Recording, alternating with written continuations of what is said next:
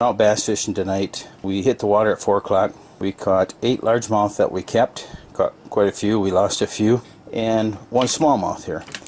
So I'm going to show you what we use for these bass, especially late summer and early fall. You need to go down deep on the edge of the weeds, and this will get it down deep. So we're going to show you our bait there.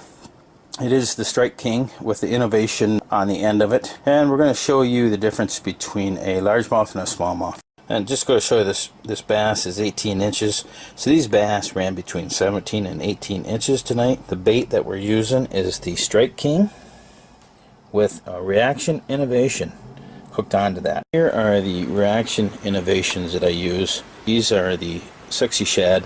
You can use light or dark depending on your lake. The key, I believe, is this round tail that they have right here, and that gives the action.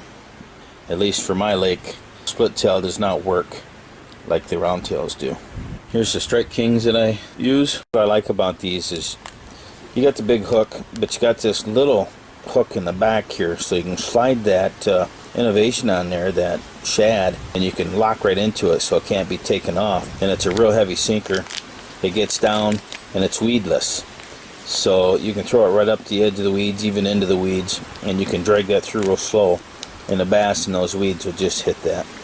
So this combination here works great on my lake. So when it gets to midsummer, end of July, and into the fall even, you want to go deep on those weed lines, this works great. Main difference between a largemouth and a smallmouth.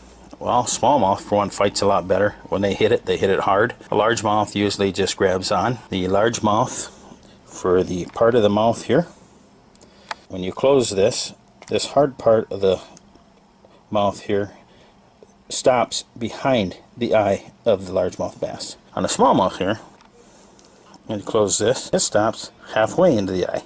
So that's the easiest way to tell the difference. And then you got the color. You're going to have a little bit of white going into yellow, going into some black stripes for the largemouth, and then a black to green back.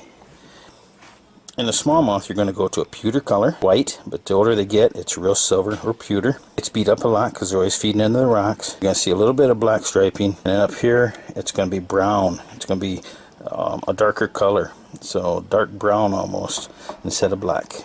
The other thing with smallmouth, you're going to have a little brown or red around the eye here, where on a largemouth, it's going to be darker.